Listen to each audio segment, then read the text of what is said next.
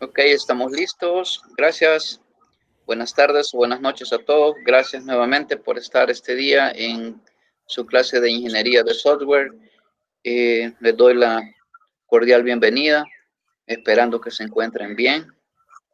Después de una semana que tuvimos por ahí en receso por las cuestiones del clima y todo esto que estamos viviendo sobre la emergencia, pues me alegra saber pues que están bien, que si bien pues estamos todavía algunos trabajando, otros que han tenido algunas dificultades, pero confiamos en Dios de que pronto todas las cosas van a estar mejor.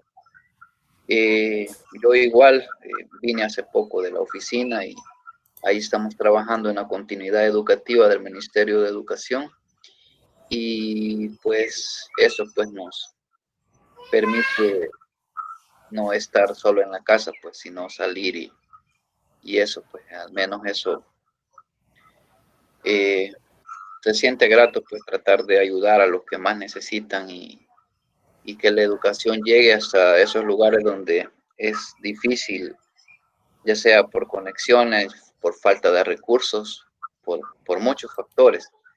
Entonces hemos estado trabajando en eso. Ok, comentarles lo siguiente. La universidad, yo no he visto la notificación, pero debido a la semana que tuvimos de receso, se va a ampliar a una semana más la semana de parciales. Es decir, pues que estaríamos terminando más o menos el ciclo ahí como por el quizás 26 de junio, porque más o menos lo terminábamos como el 20, sábado 20, y estaríamos finalizando en fecha más o menos 26, 27 de junio, porque se va a cubrir la semana que tuvimos de receso por decreto ministerial y también debido a la emergencia que se estuvo viviendo. En tal sentido, mencionarles que la semana de parciales estaba de los terceros parciales, estaba calendarizada del 25 de mayo al 30 más o menos de mayo. Es decir, que nosotros en esa semana tuvimos que haber hecho los laboratorios. Sin embargo, por cuestiones no contábamos con que la semana del 1 al 8 pues íbamos a estar en esa situación, pero igual tuvimos que haberla empezado hoy, esta semana, el día lunes, pero en algunas asignaturas, y en mi caso sí, por ejemplo, la asignatura del día de martes y jueves, sí me van a presentar laboratorio ya el día de mañana y otras el día viernes. Básicamente solo me quedan dos asignaturas, que es la de ustedes y la de otro grupo. En relación a eso, nosotros vamos a tener un laboratorio el día lunes. De eso voy a hablar, de eso voy a explicar qué temas es el que ustedes tienen que estudiar. Va a ser una parte teórica, un examen como el que a ustedes les gusta, así de complementar ahí en Google Classroom, utilizando la herramienta en línea para que puedan hacer sus exámenes y saber de inmediato su nota. Sin embargo, también había una actividad que creo que tenía ponderaciones en relación al laboratorio número 3. Y teníamos una actividad pendiente que iba a ser su parcial final o su trabajo final de cátedra. Esa parte también es importante que no la descuiden, ya que esta semana nosotros la estamos terminando básicamente, hoy tenemos 10, vamos a ver, 10, tenemos miércoles 10, significa que el laboratorio 3 nosotros lo vamos a hacer el día lunes 15. ¿Qué implica eso? Que de este lunes que tengamos el laboratorio, nos vamos a ver hasta el próximo 22 porque el 17 es asueto según el calendario, porque es el día del Father. Entonces, ese día cae miércoles, no tendríamos clases. Entonces, sí quedaría pues que ustedes trabajen en todo lo que tiene que ver con su proyecto final. En ese sentido, básicamente, nosotros hacemos laboratorio el día lunes 15 y ya la próxima semana, que sería el 22 de junio, ya estamos en la etapa de parciales, es decir, de los terceros parciales. Por tanto, solo nos quedan 2 semanas de este ciclo. Así que ya estamos en la recta final, estamos ya en una etapa, pues, por clausurar el ciclo y otros por entrar ya al último ciclo de su carrera, por el cual lo felicito por eso. Y por eso mismo debemos de estar conscientes que cada vez las exigencias son mayores, cada vez sus trabajos tienen que denotar mucha más calidad de la que ustedes han venido trabajando. Yo sé que todos realizan trabajos de calidad, pero en estas recta final que tienen, pues también debemos de comprometernos con nosotros mismos a ser mejores. Ok, ahora bien, voy a hablar un poco sobre el tema que publiqué el día lunes. Por si hay alguna duda por ahí, por favor me la hacen saber. Y luego voy a hablar sobre qué vamos a hacer sobre el laboratorio, qué materiales vamos a estudiar. Ok, voy a pasar a compartir mi pantalla en este momento.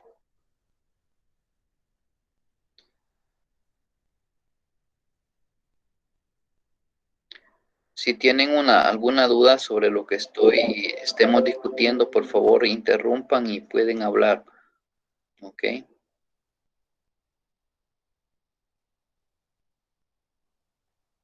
Ok, ahora bien, sí están viendo mi pantalla, ¿verdad? Sí. Ok, listo. De esto era el material que hablamos la semana anterior. Yo les mencionaba que el archivo que iba por ahí tenía algunas narraciones, a lo mejor estaba probando esa herramienta de narraciones, pero la idea era pues tener un conocimiento sobre la importancia que tiene el derecho informático aplicado al software. De eso yo les compartía también algunos materiales relativos para ampliar esa parte del derecho informático.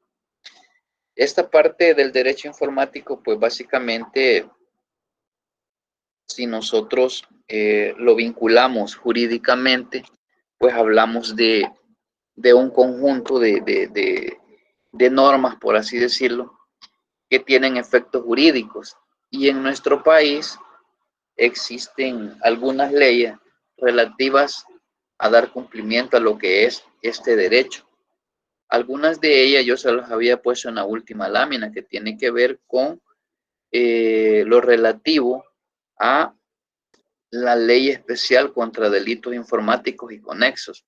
Ya en alguna vez hemos hablado de eso, sin embargo, o también yo he sido testigo que en algunas ocasiones la universidad ha desarrollado algunos foros y se han invitado a algunas personas en las cuales se ha discutido este tema.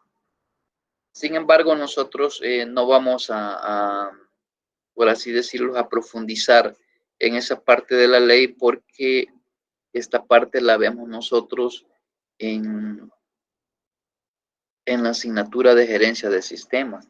Ahí se discute o se estudia esta ley, no a profundidad, pero sí a recalcar la parte relativa a cómo se vincula o en qué delitos informáticos se pueden incurrir por, ya sea por desconocimiento o por intenciones. Es decir, como futuros profesionales, nosotros tenemos que tener este conocimiento porque pudiese ser que por desconocimiento podamos cometer alguna de esas acciones que están penalizadas en esa ley y pues podamos tener algún problema de índole jurídico. Lo repito, ya sea por desconocimiento o porque simplemente queremos hacer algo que creemos que es conveniente y a lo mejor está normado o está regido que no lo debemos de hacer. Cuando hablamos de la parte de derechos, pues básicamente estamos abarcando la parte de autorías. Ustedes saben que la parte de las autorías está relacionado no solamente con el software, sino que los derechos de autor tienen una amplia gama de obras, de ya sea libros, ya sea música, software, en fin, obras literarias, pintura, un montón de cosas que tienen una autoría, que tienen un derecho de autor. Sin embargo, basado en eso, la tradición o estadísticamente, lo que se ha venido desarrollando desde hace mucho tiempo en nuestro país, en América Latina, incluso en países desarrollados, pues tiene que ver con lo que es la piratería o la realización de copias de manera ilegal. Esto acá, pues nosotros lo hemos visto, somos testigos de cómo este flagelo o cómo este delito, pues, se ejecuta en nuestro país y pareciera ser que es como normal, porque si ustedes ven, por ejemplo, en algunos sitios donde venden películas, videojuegos, música, ahí en la calle, por ejemplo, ustedes ven que existen un montón de software pirata, ya sea para diseño gráfico, Office y todo lo demás. Entonces, básicamente, cuando hablamos de este flagelo, pues estamos incurriendo en esta parte, ¿ya? Que no es más que la realización de copias o el uso ilegal de los programas. Eh, Eso pues lo vivimos a diario. Nosotros instalamos el Office 2019 o el más nuevo y lo craqueamos o lo pirateamos o le ponemos el keygen, lo que sea, y ahí seguimos funcionando. Entonces, pero el tema trata esta situación porque como futuros profesionales, pues debemos de saber que si estamos en una organización, no podemos nosotros llegar a una organización y recomendar que vayamos a usar software o productos de índole ilegal. Eh, Pudiese ser que muchas empresas tengan de manera ilegal ese software, pero ¿qué pasaría si ustedes están encargados de IT o son los jefes de sistemas o de soporte técnico? ¿Qué pasaría si ustedes hacen eso? ¿Creen que muchas veces la empresa puede defendernos o a quién creen que van a demandar? ¿A la empresa o a ustedes? Es una pregunta. Si alguien quiere opinar, con gusto. Pues yo creería que nosotros, ¿no? Como encargados de IT, sería a nosotros, porque nosotros estamos permitiendo eso, siendo los encargados de IT, y la empresa, pues yo siento de que el que se limpiaría al final sería en uno. ¿Ok? ¿Alguien más? Yo siento que igual también a la persona, pero igual creo que a la empresa quedaría con una mala imagen, ya que, digamos, IT, siendo nosotros encargados de una gran empresa, ella quedaría con una mala imagen, ya que, digamos, si alguien de esa empresa está haciendo las cosas así, quedaría con mala imagen también de la empresa. Igual, incluso nosotros, ¿verdad? Como personas quedaríamos con una imagen muy mala. Ok. Fíjense que, gracias. Fíjense que muchas veces ya en la práctica muchas veces existen instituciones públicas y muchas veces privadas, pero que por motivos de ahorrarse un par de dólares, por así decirlo, se incurre en estas situaciones, porque muchas veces en una empresa privada el dueño o el gerente o el que está arriba de IT te dice, mire, pero podemos usar este software y lo desinstalamos y todo lo demás. Muchas veces estas situaciones solo vienen de palabras, solo vienen de órdenes directas y muchas veces nosotros tenemos que dar una solución y podemos recurrir en esas situaciones. Sin embargo, como una recomendación es que si en alguna ocasión ustedes van a hacer eso cuando estén trabajando o tengan su empresa, que las cosas se las den por escrito, ¿ya? Que les den la orden de manera directa, pero por escrito, porque eso va a ser el respaldo que ustedes van a tener. Porque el día de mañana, en una auditoría, pues lógicamente, como ustedes dicen, siempre los perjudicados son las personas que están al frente, los que están eh, llevando a cabo todas las actividades relativas a sistemas. Con esta parte, algunas empresas, como por ejemplo la BSA, todavía trabaja acá en El Salvador. La BSA era una alianza con Microsoft y revisaba, pues básicamente qué tipo de software son los que tienen instalados y hacía las demandas respectivas. La BSA es como la Business Alliance Software. Es una alianza estratégica que busca combatir la piratería. Lógicamente no crean que nosotros instalamos Windows 20 veces y las 20 veces lo activamos igual que el Office y todos los demás y que las empresas a lo mejor no se dan cuenta. Pues claro que sí se dan cuenta porque en otros países como por ejemplo Estados Unidos hay algunos amigos que viven allá y ellos mencionan que cuando tú quieres hacer una descarga de manera ilegal de la compañía donde tú te pagas su internet, pues básicamente de una te dicen, mire, eso no lo puede hacer y si lo vuelve a hacer, pues va a llegar la policía y te tienen un poco más corto en eso.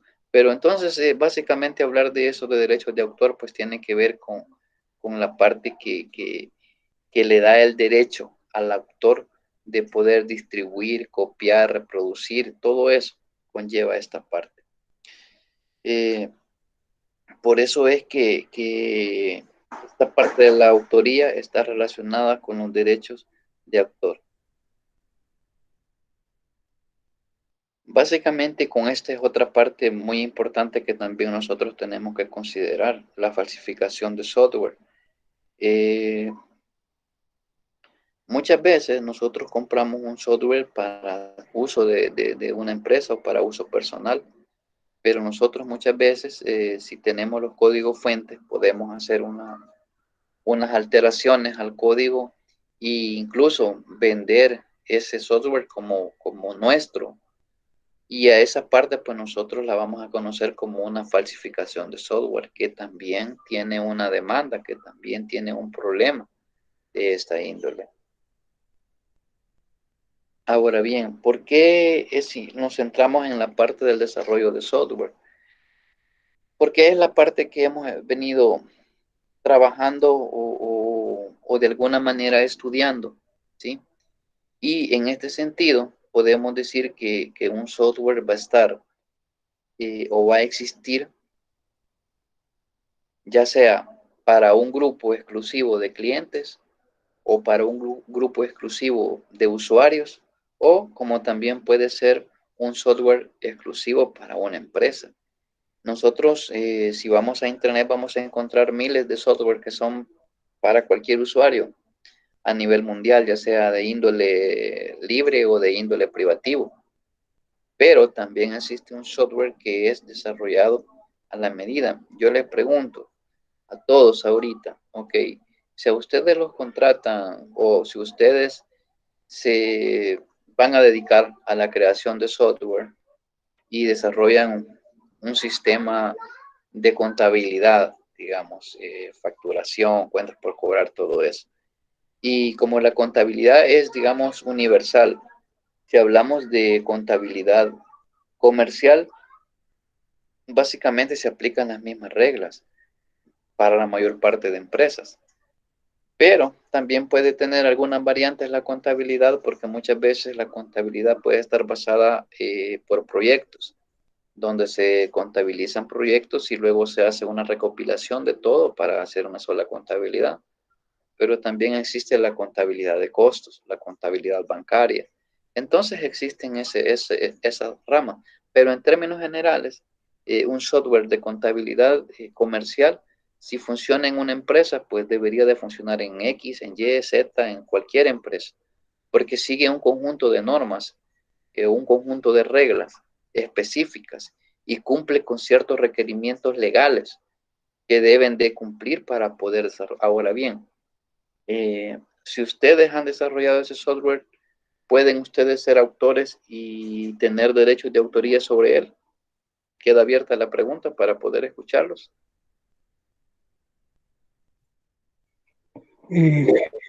Realmente no, ingeniero, porque no fuimos, o sea, cuando estábamos en la empresa, estamos siendo pagados por la empresa para poder desarrollar ese software. Y ellos están pagando por eso, entonces los dueños son ellos. Si en dado caso alguien puede registrar eso, es la compañía, no mi persona en este caso. Y yo incurriría en un delito, llevarme ese software para otro lado, eh, aunque si yo lo pensé, yo lo hice y todo, sí, pero yo me beneficié de un salario para poder hacer eso. Diferente fuera si yo lo hiciera por mis propios medios, por aparte, o sea, eso ya es otra cosa. Ok. ¿Alguien más?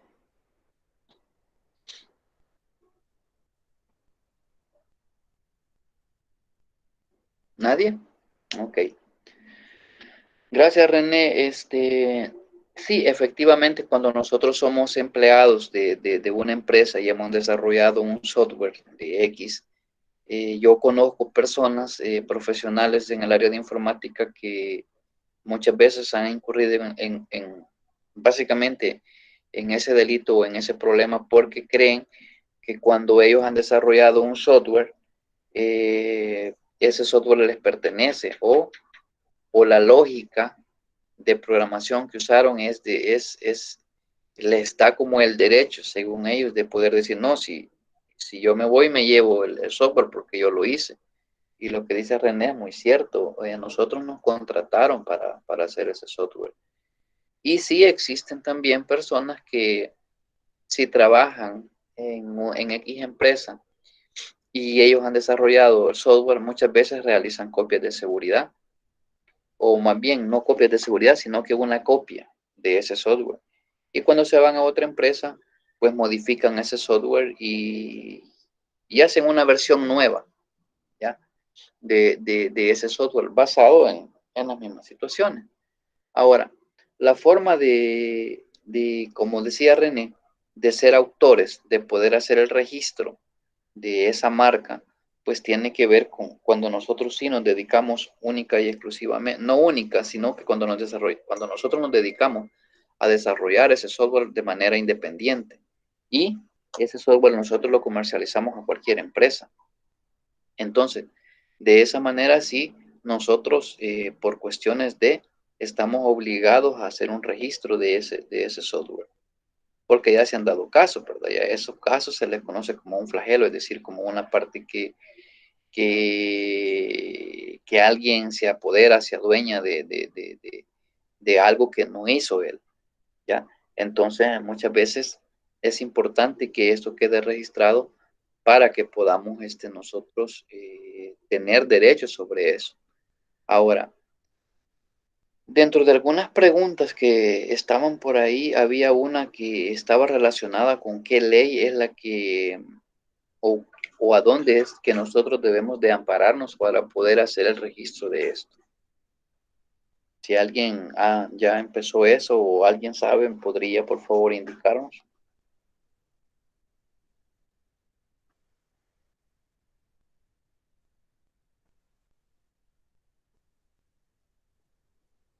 No, nadie. Ok, entonces va a seguir ahí esa investigación. Los contratos de software y licencias, pues básicamente estos contratos son aquellos que nosotros nunca leemos. Cuando nosotros nos dicen que si queremos, que si estamos de acuerdo con todos los derechos, obligaciones y restricciones que nos da la empresa cuando nosotros instalamos un software. Normalmente nosotros siempre damos a aceptar, ¿verdad? Y muchas veces son conceptos o son contratos bastante complejos porque tienen una gran cantidad de apartados que muchas veces nosotros desconocemos. Sin embargo, tal vez en nuestro caso no hemos tenido esas experiencias, pero sí en empresas grandes pues es importante que nosotros conozcamos de esos contratos de software porque no se refiere únicamente al sistema operativo. También pueden haber contratos y software licenciados que están en relación a un aplicativo que utiliza la empresa, por ejemplo, en el cual se nos dan nuestros derechos y también nuestras obligaciones y nos dicen a qué tenemos derecho y a qué no. Y la violación a este tipo de licencias, pues, pudiese terminar en tribunales y todo lo demás, ¿sí? Esa es la actividad 1, que era lo de investigar qué artículos regulan el derecho de autor en El Salvador. Lógicamente no referido al software. Y luego seguían algunos derechos exclusivos que tienen que ver con las autorías o qué es lo que obtiene una persona o una empresa cuando reclama el derecho de autor de software o de una obra o de lo que haya sido sujeto el registro. Entonces, básicamente, cuando hablamos de derecho de autor, estamos hablando al derecho de hacer copias, de hacer otras copias derivadas, de imprimirlo, de regalarlo, lo que nosotros creamos conveniente. Esa es la parte del derecho de autor, que esos son los derechos que nosotros tenemos ahí. Estas son algunas interrogantes. No sé si con estas preguntas tienen alguna duda.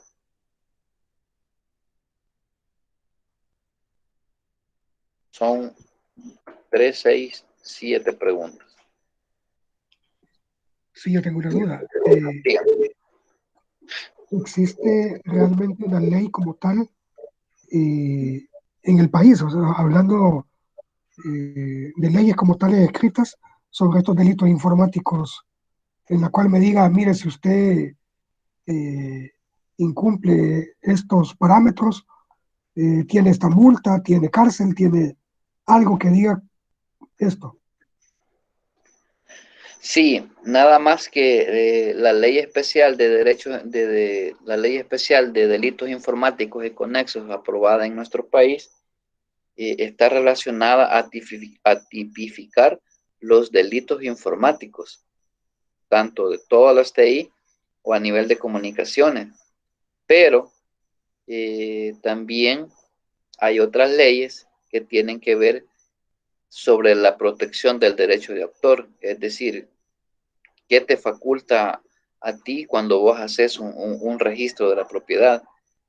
En la ley de delitos informáticos y conexos de nuestro país, sí te dice, por ejemplo, allí mismo te tipifica a cuántos años tú puedes estar teniendo de cárcel si tú haces uno de esos delitos.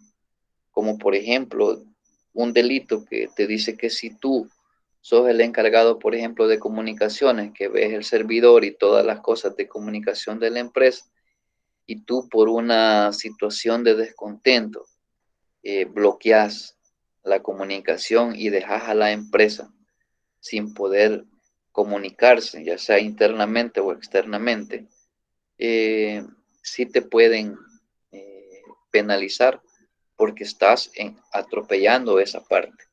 También podés caer en delitos si estás revelando información que es reservada, por ejemplo. ¿Ya? También puedes caer en delitos si tú alteras información sobre la cual no debe de hacerse. Todo eso se está tipificado. Hay un montón de delitos informáticos que que están tipificados en esa ley y que te establecen. Algunas sí creo que menciona multas, pero la mayor parte están vinculadas con el Código Procesal Penal, y en la misma ley te tipifica cuántos años de cárcel son los que puede pasar una persona al comprobársele que sí ha actuado de manera irresponsable o de mala fe, como decimos.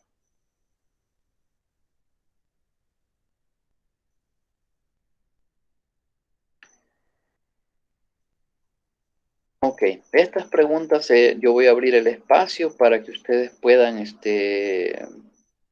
hacer todo su resumen, y de esa manera pues revisarlo, pues, y lógicamente sí va a tener una cierta ponderación.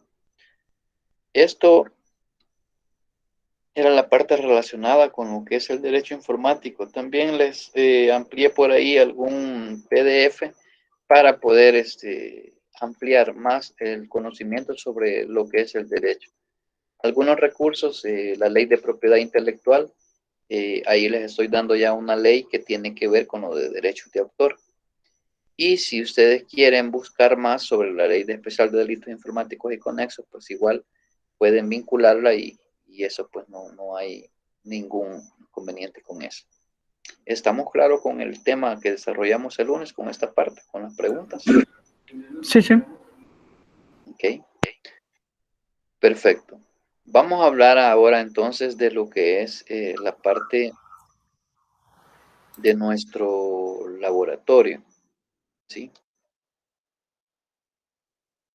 Vamos a ver, laboratorio.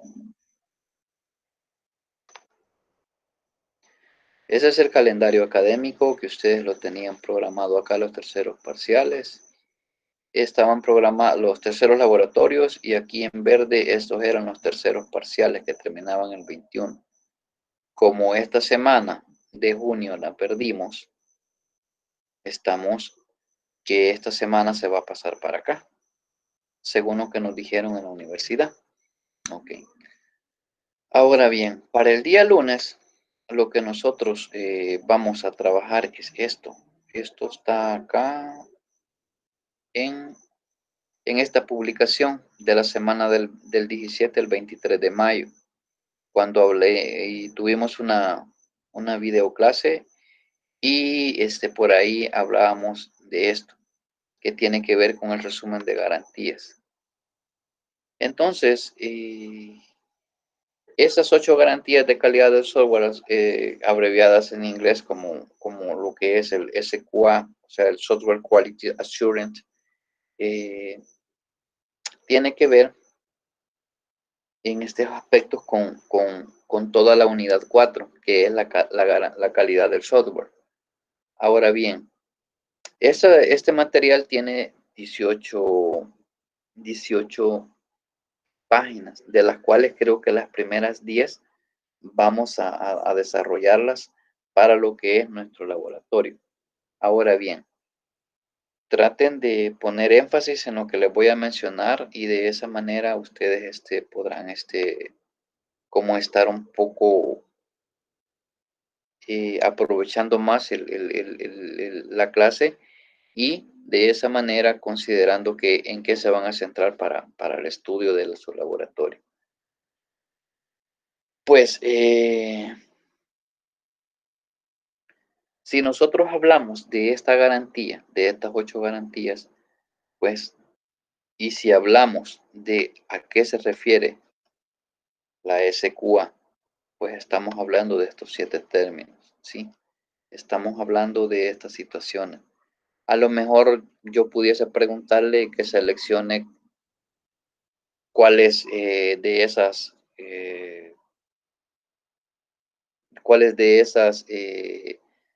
ítems que yo les pongo pertenecen al SQA. Posiblemente ponga 4, 5 y 3 más que no son nada que ver, y ustedes las seleccionan. No las van a contestar, simplemente las van a seleccionar, posiblemente. Es una especie de pregunta. Luego tenemos lo que tiene que ver con los conceptos de calidad. Pues ustedes acá de la calidad podemos sacar 1, 2, 3 conceptos. Y lógicamente, también podemos relacionar este tipo de preguntas. ¿Cómo se aplica esto en el software? ¿Ya? Sigue otra pregunta por ahí. Entonces tenemos que buscar alguna forma de vincular esos aspectos con, con esos conceptos para que de esa manera podamos ir teniendo una comprensión. Aquí hay otro tema basado en este diccionario sobre lo que es calidad y todo lo demás. Ahora, hablamos de aspectos ya relacionados con estos apartados que tienen que ver con a qué llamamos nosotros control de calidad, qué es la garantía, cuáles son los costos de la calidad. Y así sucesivamente nosotros vamos a llegar hasta acá. Les digo hasta dónde.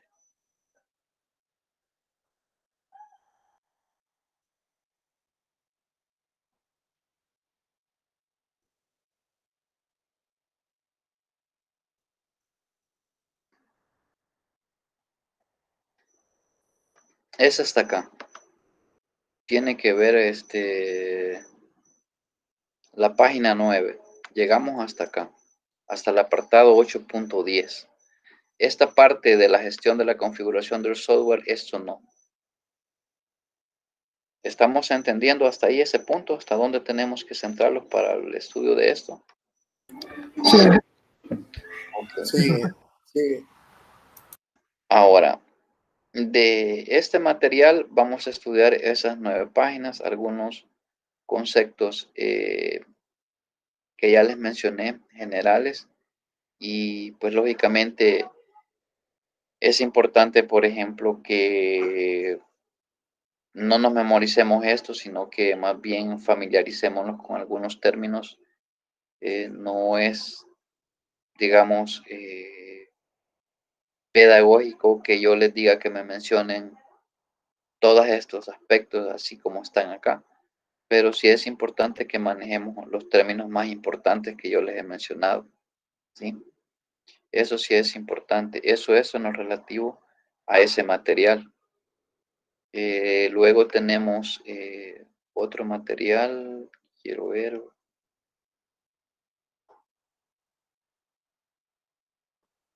En estos materiales creo que esta era una pregunta que estaba ahí. Y de estos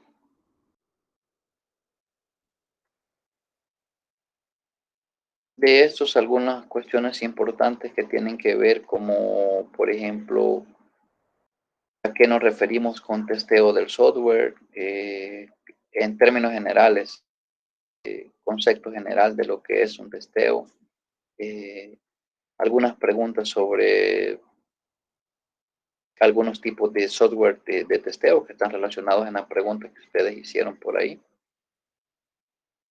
Y pues básicamente eso sería todo lo que está cubierto. Ah, perdón, y el tema que hemos visto relativo al derecho informático. Sí. Había algo por acá, creo que en la semana anterior, en esta. En este creo que había esto, vean. Se lo voy a mostrar por acá, vamos a ver. Hay algunos aspectos aquí que los debemos de considerar. Quiero ver. No, no está en esto, está en la primera.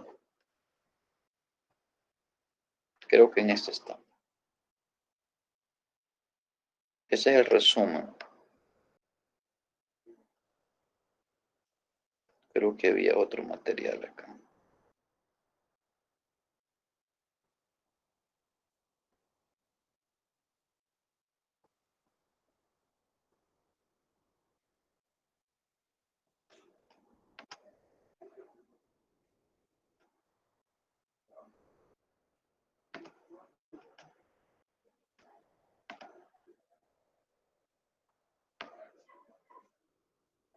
Vamos a ver.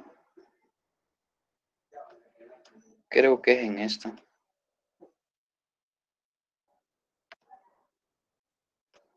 Creo que es el mismo que estábamos viendo, el resumen.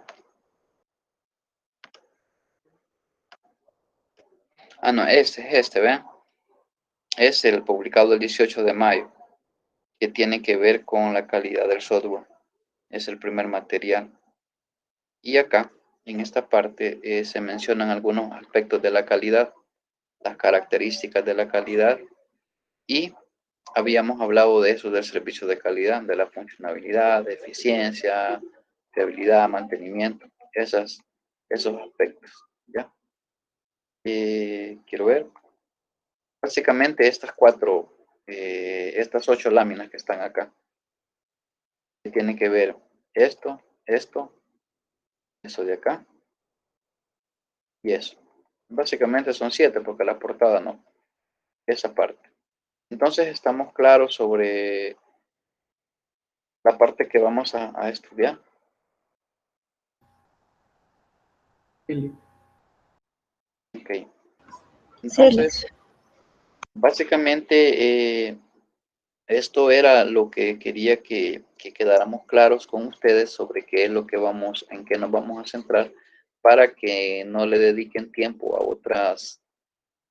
otros materiales. Sí es importante que los tengan ahí, que los puedan estudiar, pero para efectos de su laboratorio, básicamente nos centraríamos en eso, ¿sí? No sé si hay alguna duda al respecto con esa parte.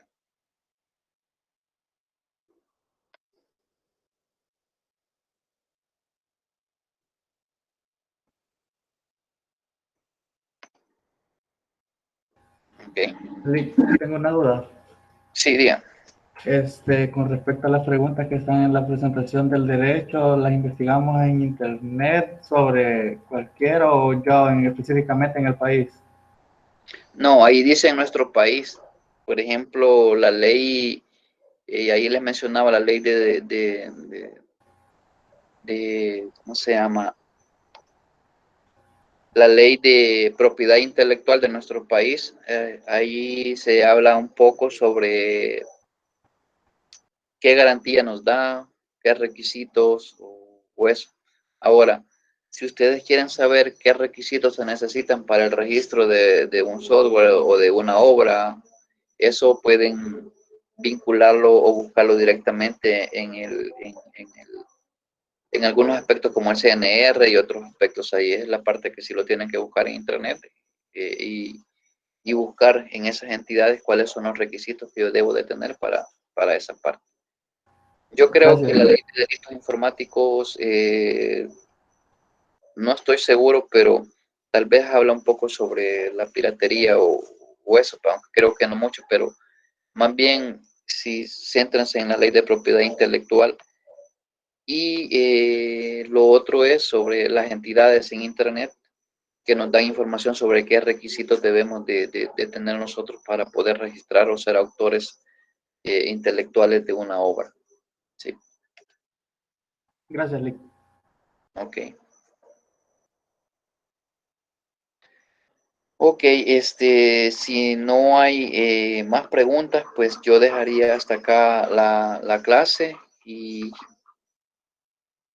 no sé, pues, si alguien quiere dar algún comentario final, y si no, pues, damos por finalizado lo que es la clase de este día.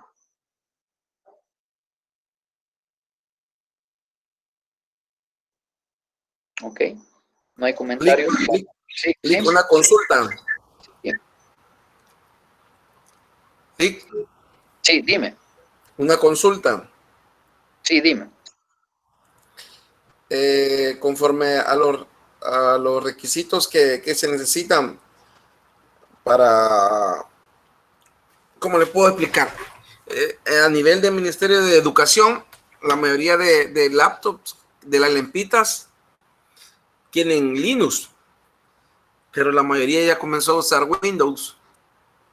Y ahí, si llegara a tener problema la persona encargada del centro cómputo, ¿cómo sería la cosa ahí? ¿Con la escuela o con el encargado?